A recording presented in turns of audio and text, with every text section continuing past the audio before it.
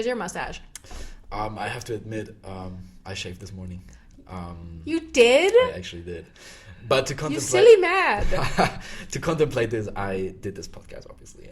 And, I wanted to make sure that this You're like, problem... I have to look so good. Nah, I just don't... Yeah, me with a mustache didn't work out.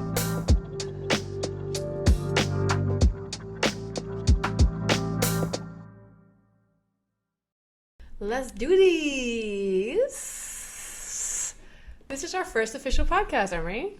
Excited? I'm super excited. Okay, well, welcome to the first official issue podcast. It will be a topical podcast once a month. I'm Talisa. Hi, I'm Emre. And we're the co-hosts for this podcast. And this month's topic is on Movember, and specifically men's mental health. Shout out to the boys. Shout out to the boys. So, yeah, let's just get into it. I'm going to be honest, I did not know what Movember was about. And I was surprised, honestly. Apparently, I am not alone. We've established this at this point. More people did not know what exactly Movember was about. They all knew it had something to do with growing your mustache, and that was basically kind of the extent of it. But turns out, actually, it's an annual event that takes place in November where men grow their mustaches to raise awareness for men's health issues like prostate cancer, testicular cancer, and men's mental health issues. And that's the one that we're going to be focusing on the most today. Yeah, and I know we talked about it, and you did not know about the whole thing behind that. And actually, a lot of people don't know that Movember is a proper foundation. It's an NGO, Yeah. And it started back in 2003. Two guys, to be fair, I'm gonna mention them: Travis Garone and Luke Slattery. They went to a bar, the usual day. It always starts in a bar. It always starts in a bar. Drink some beers. And they discussed this matter that men do not usually open up about their problems, about mental health, about prostate cancer, about their physical as well as psychological problems. So they decided to gather 30 people and convince them to grow a mustache to raise awareness of this problem. And I don't know if you know it, but the inspiration was the pink ribbon. Oh, actually? Yeah. I know the pink ribbon. Which is about, Yeah, it's about breast cancer awareness. Right. Yeah. And, they wanted to take this principle and apply it to men. And the OG thought was, raise awareness for prostate cancer. Yeah, that's good. And, it evolved to not only prostate cancer, but also, like you had said, testicular cancer. And mental health. Exactly. It's just more taboo subjects. Yeah. Yeah, because I think we've both noticed that men specifically do not love talking about their mental health issues. It's a bit of like, oh no, I have to be strong, that toxic masculinity kind of peeking through. But yeah, people are probably like, yeah, but mental health, men are fine probably, no? And it's like, what is really the problem here? Yeah. And like when I looked up the facts, I was a bit shocked. I did not expect those numbers, and I assume if you ask people, they would not give you those numbers either. So 3 out of 4 suicides are committed by men. That's so much, according to the Mental Health Foundation. Yeah. 510,000 men die globally from suicide. That's approximately 1 man dying per minute. Jeez. From suicide, according to the WHO. And these are pre-COVID numbers, I'm assuming, as well. Yeah. So it probably would have gone up by now. Yeah, exactly. God. And 1 in 8 men will develop depression, and 1 in 5 men will have anxiety in their lives, like inevitably. That's so many. Yeah. That's actually insane. Also, on top of that, in England, 1 in 8 men has a common mental disorder. So that goes from anything ranging from like depression to OCD to anxiety to a panic disorder, which is 1 in 8 is so high. Then in the Netherlands, 43.5% of all people living in the Netherlands deal at some point with a mental health issue. Which is so much. It's kind of surprising, not gonna lie. You would not expect it here. Because Dutch people, they seem very open, right? Very happy. Very let's say they'll talk about their emotions more. You don't think that the whole I don't need to talk about emotions thing would It's not persist present here. here. Yeah. Just because of our backgrounds, I think we think, oh, it's not as much of a problem here, but also almost half of the population. Yeah, that's crazy. That's roughly around what, like 17 million people live here. That's an insane amount. Like, wow. And then on top of that, 8.3% of adults in the Netherlands have had a suicidal thought in their lives. And 8.3%, like, I'm assuming this is a higher number because talking about suicidal thoughts that you've had is a very tough subject to admit to. Yeah. To just admit that you've had maybe a moment of just, weakness, if you want to see it like that. And also might be higher because of the pandemic, Exactly. But yeah, these are all pre-COVID numbers that we've had. But it's crazy because it's still 8.3% on its own is a lot. And then it comes to the point where we're asking, what is society's role in this, and society expectations and the gender roles that are put onto men? Is that why men are less likely to discuss or seek help for their mental health? And I think that's true. But we didn't get here from one day on the other. It's not like we woke up and we're like, no, men are not talking about their mental health anymore. Yeah. That's not happening. It came from somewhere. It came from somewhere, and yeah, we have to go into the history, and we did go into the history. Yeah, but before we delve into the historical part, this image of the tough man, of the heroic family man, who provides for his family, who is always on his A game, and who is always successful.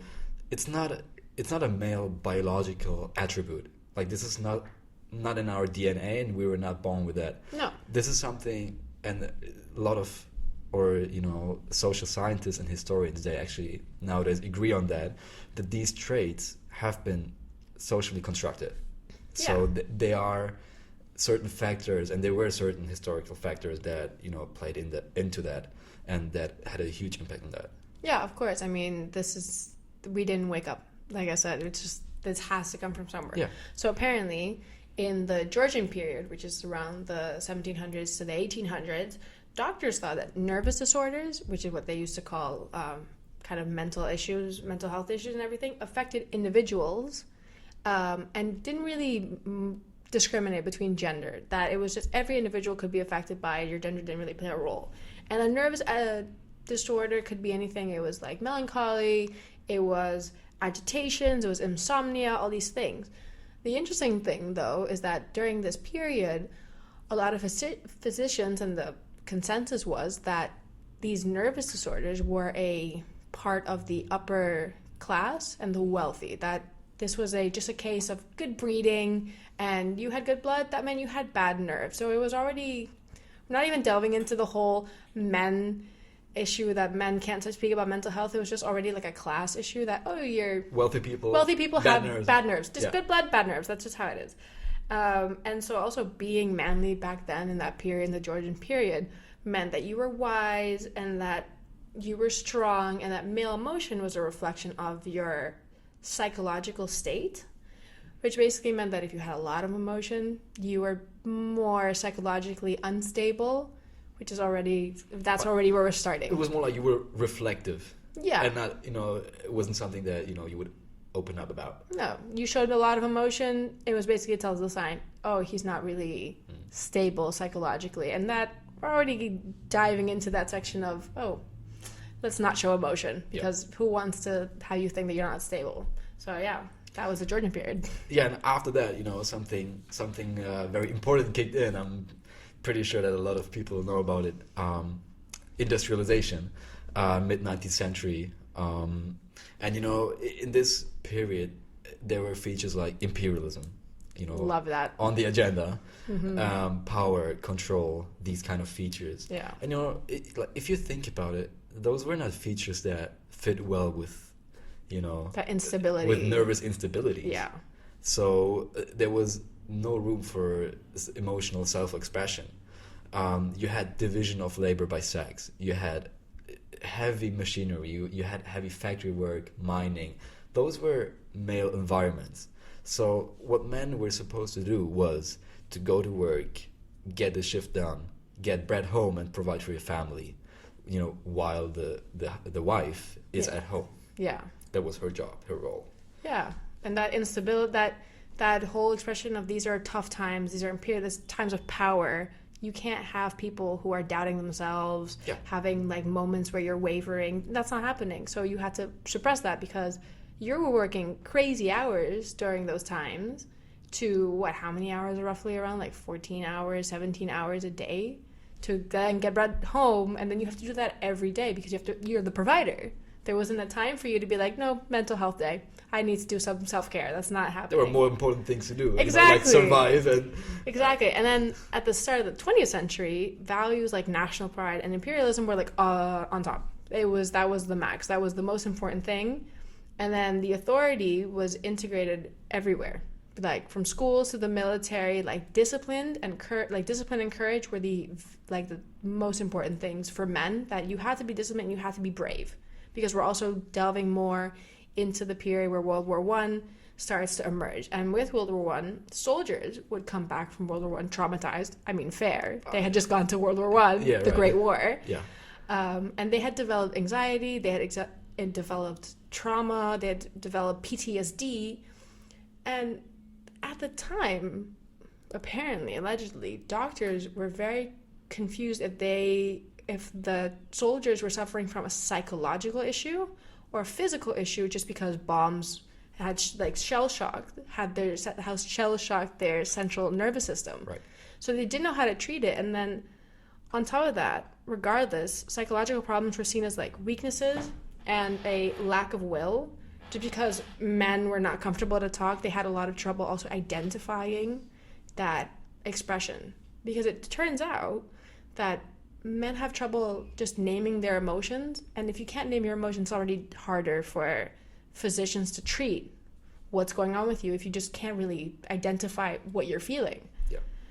And then you have World War II, which made it worse. Yeah, I mean, basically the same procedure happened there.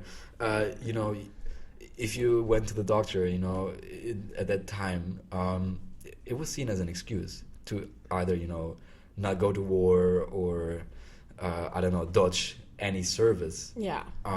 So it was rather seen as an excuse not to participate in any military service. Which makes you look weak. The assumption was then like, if you had a physical ailment, they'd be like, okay, yeah, we understand that you physically cannot fight. But a psychological one, they couldn't feel it. And they're like, we've gone to war. Like, let's say your parents or whatever, because it's right after World War I.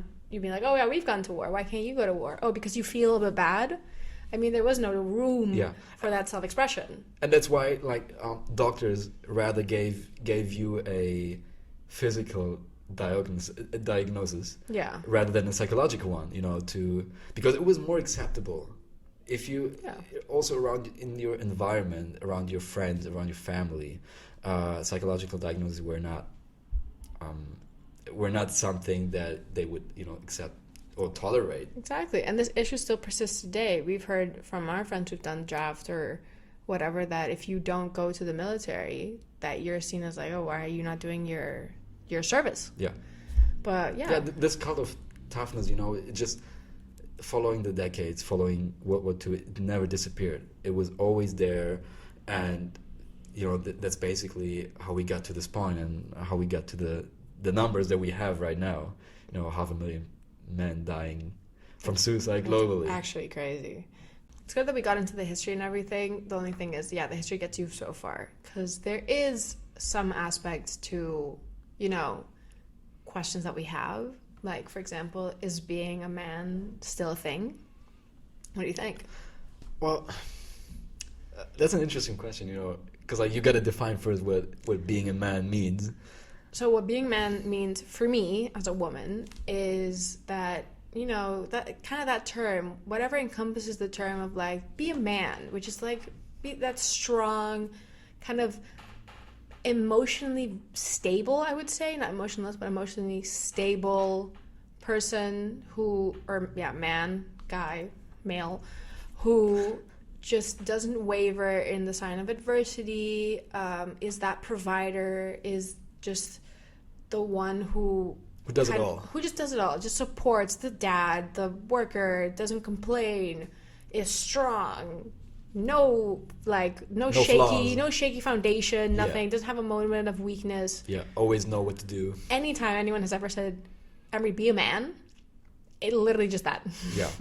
If you know what I mean. Yeah, I know what you mean. And it's interesting because like, I think the term of like being a man like changed with time. I think we gotta look at it in a different way. I think being a man nowadays means being mentally and emotionally strong. Knowing and loving what you do. Standing up for yourself, and but also like asking, just get your support. Like the thing is, I think being a man is still a thing, because the thing is, it depends where you are in the world. Let's say if I'm looking at my experience in, let's say, Caribbean, Latin America, just the culture surrounding men there, I think being a man is very much still something that is pushed from society onto men, that you have to be 100% rock solid. You show any type of emotion which is out of, let's say, like out of the realm of, let's say, anger or joy, anything that is sadness, is just like, that's not happening, you're weak. I think that still very, very much persists. However, I do think that we as people, also women, whoever, still perpetuates that like stereotype, because the most girls, I'm assuming, want to be like the girl. They want to be kind of like, there's a nice strong man in charge. I think that also adds to the whole being a man aspect. But you think that your cultural background has an impact on that?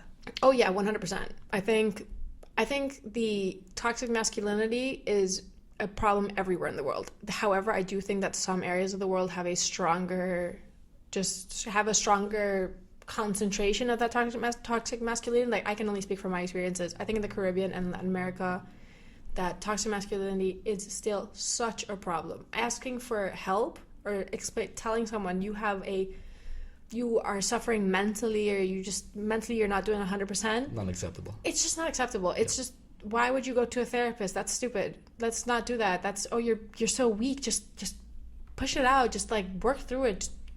Yeah, I think certain cultures, they cope differently with these kind of problems, like with mental problems, and they also have a different perception of that. Yeah. For example, I come from a Turkish family, and the mental problems are not high on the agenda, and it's something that you do not usually talk about.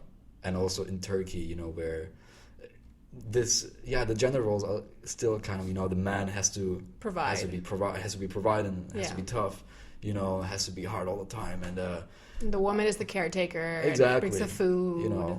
Yeah. And it makes it hard for the man to open up and admit that he actually has an issue or insecurities, or is vulnerable. The problem is that because you grew up in Turkey, and you're Turkish background, and you grew up in Germany. Yes. Do you notice a difference in, let's say, like how a Turkish, let's say, household deals with a mental health issue and how a German household would deal with a mental health issue? Look, the thing is, I grew up in a Turkish household, right? Yeah.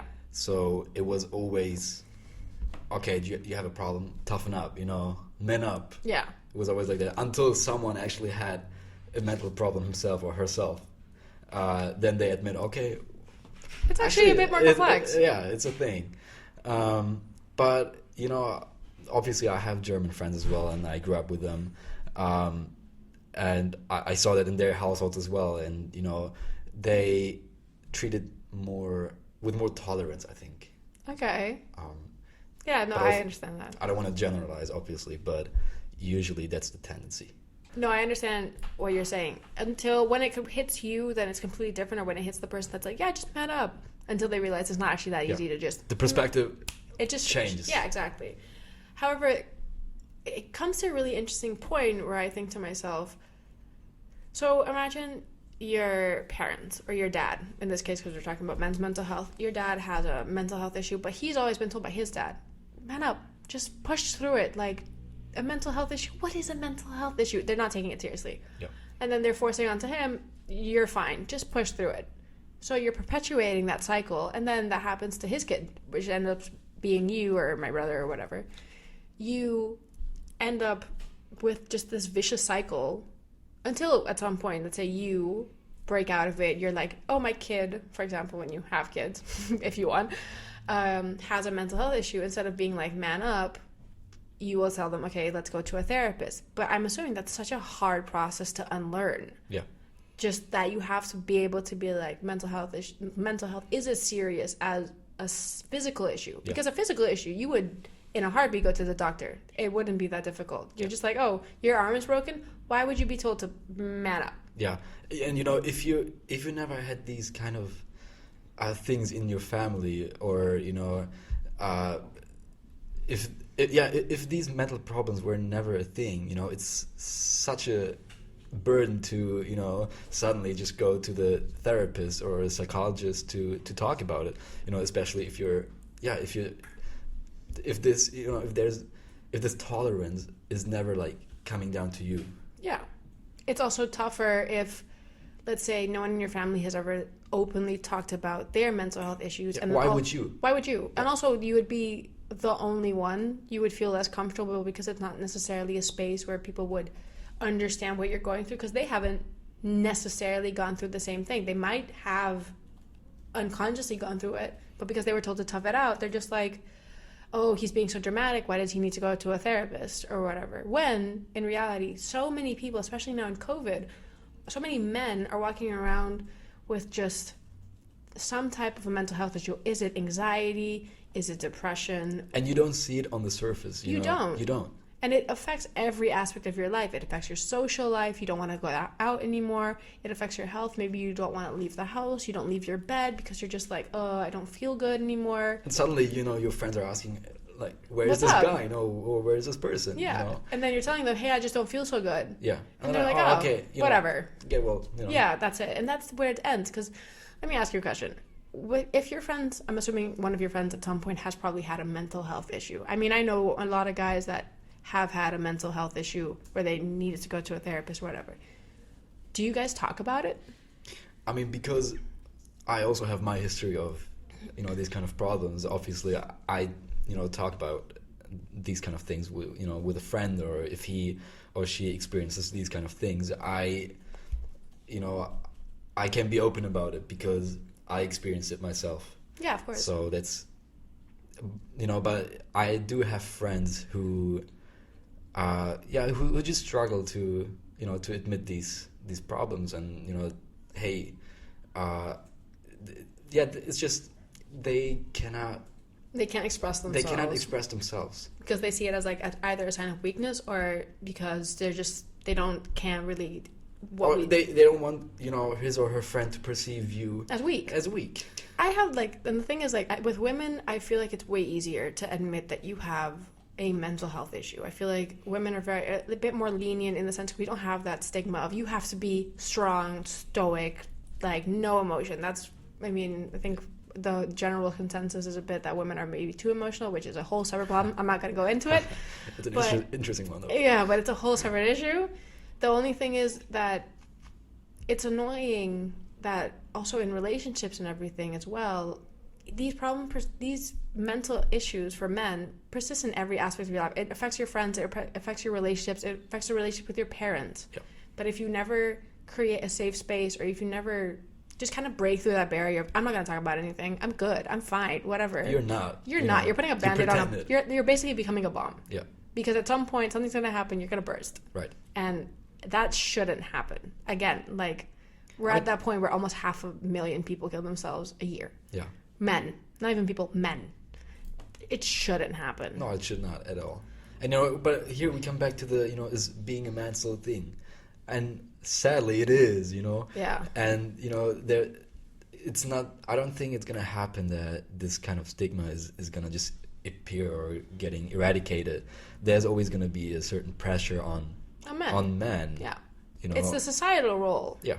But also, I think it's gotten less over time now that men are able to express themselves a bit more into the more feminine aspect. I mean, we see with big artists like, let's say, a Harry Styles or a Jaden Smith, they challenge that norm, that gender norm of, oh, you have to be strong. Or Kid Cudi. Or Kid Cudi, no emotion. Where now they can wear like a dress, or they can paint their nails, or they can wear earrings or makeup, or like we are actively challenging that stereotype, which, I mean, it's baby steps, but it is, I think we're going towards the right direction of just kind of combating that whole you can't talk about mental health. Because you can still be a man and talk about mental health. That's the thing. Like, you can still be, you know, a tough guy if you want, or, you know, you can be, you know, you are allowed to want to be successful, you know. But the good thing is, you don't have to, if you have any problems, you don't have to suffer alone. to close up. No. You are able to, or you can open up to your friends, you know, and to people you trust. And then the question... And I think, the thing is, I think, like, men, or you should make it clear that men are able to do that, or are allowed to do that. Yeah, we have to create a safe space. Exactly. But then the question is that, do you think Movember is successful, or has been successful? Look, I think so. I think it is. Well, first of all, it's a top 100 NGO according to the Global Journey. Okay. It raised 129 million, I believe, dollars in November 2020. Wow. That's quite a lot. And we're in the pandemic then as well. Yeah. So, I mean, it's good. I mean, maybe makes sense even. Yeah. And I mean, they're funding so many projects, so many research programs. They're setting up free therapies, free workshops for people online as well as offline. And I think recently, or not recently, but like a couple of years back, I think they funded a program which developed a medicine for prostate cancer, which was very effective, and it was approved by the FDA in the US. Oh, wow. So they're actually also doing a lot of scientific research as well. Yeah. And, you know, yeah, it's just good to see that, you know, something's done. Yeah. However, I have to be honest, I kind of disagree with you on this one. I don't think that they have been that effective. Let's say statistics aside on how much money they've raised, and obviously it's great that they've created a drug and everything. I think in that aspect they've been very, very successful. The only thing is, I've asked a lot of people around, and everyone knows in November men grow their mustaches. Yep. I think that's wildly known. The only thing is, not a lot of people know the reason. I didn't know the reason. I asked my friends, did you guys know the reason? We asked some guy friends as well. Do you guys know the reason why you grow a mustache in November? People were very confused. They didn't know it. So I think in that aspect, they haven't reached the awareness side of just raising awareness on men's mental health issues, or men's health issues in general. But I mean, it's good that they're raising a lot of money and doing a lot of research and funding a lot of projects. I mean, regardless of how much awareness you have, it's still good that you're making strides, and big strides. I mean, big steps to get a medicine developed for prostate cancer. I mean, yeah. I mean, honestly, that's a fair point you mentioned.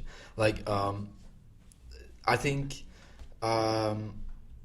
you gotta, it's not. I think funding programs and research programs and all that, you know, is good.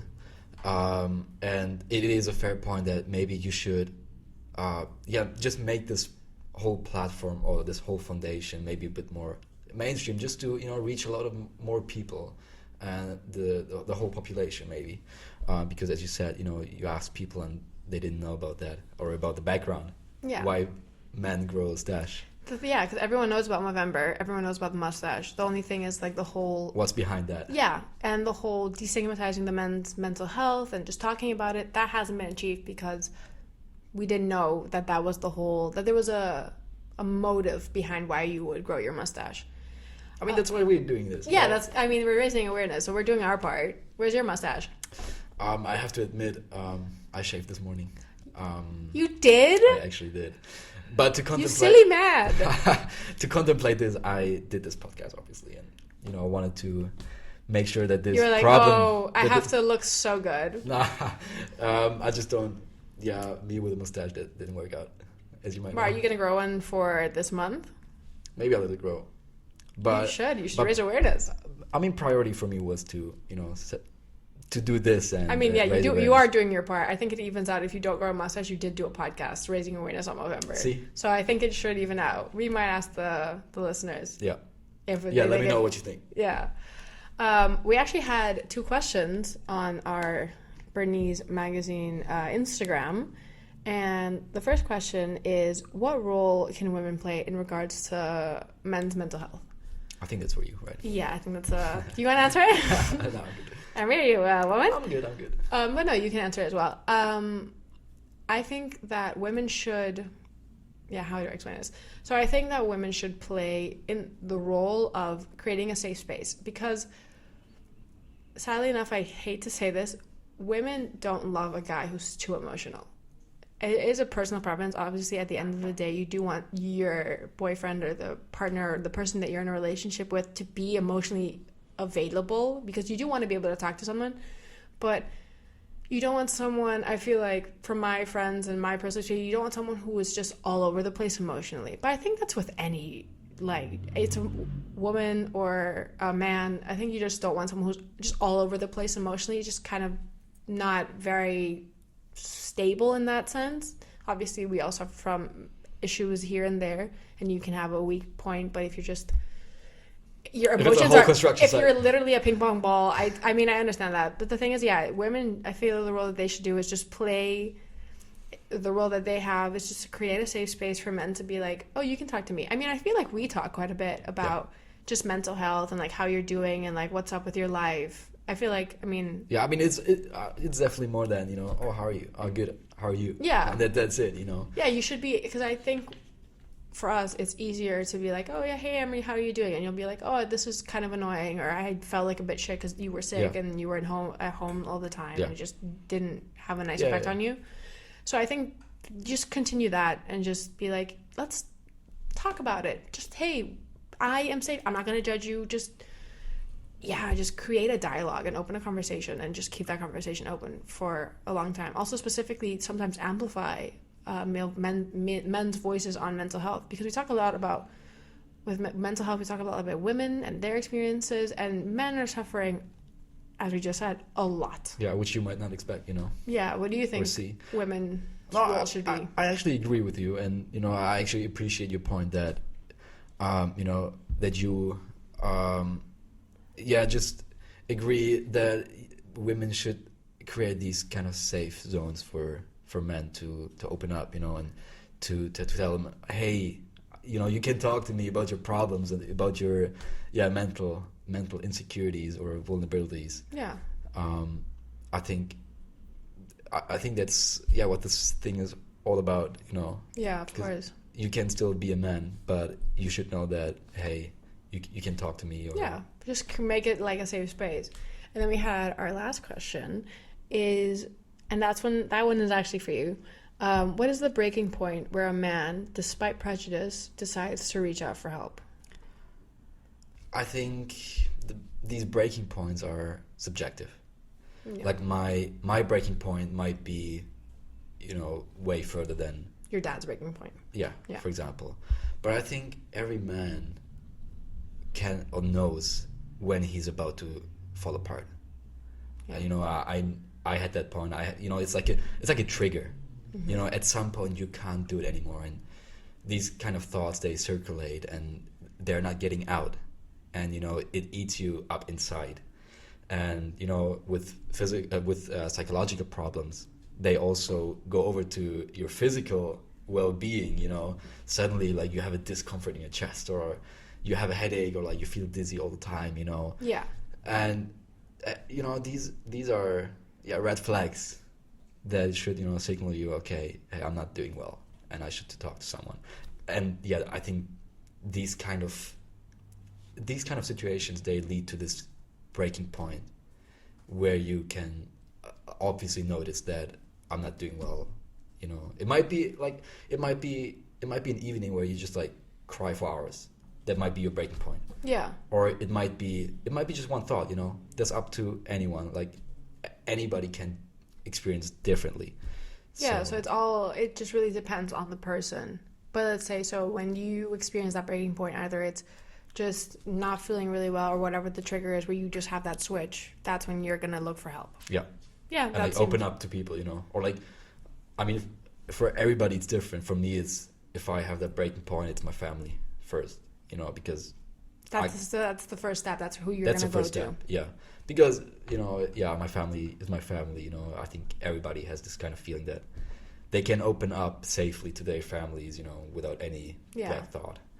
I mean, depends on the person, obviously. Yeah, but it's also, it depends on, everyone has their own way of dealing with an issue or what their steps are. But it's very important to identify that, because you have to know where is your safe space, who can you rely on. And it's important, even if you don't have an issue, I think it's important to recognize this is where I can go in case I don't feel good mentally. Yeah. This is where I feel safe to express my feelings. Also know your limits. Also know your limits. Important. Yeah, because I feel like a lot of people don't know their limits, and never try to push it down. Just talk about it. Either write about it, talk to your friends, talk to your family. And as for people who are not part of, like, let's say women, it's important for us to create safe spaces for men to talk about their feelings. Make them feel comfortable. Yeah, just literally, because it doesn't have to be something big. Like, I am not a licensed professional.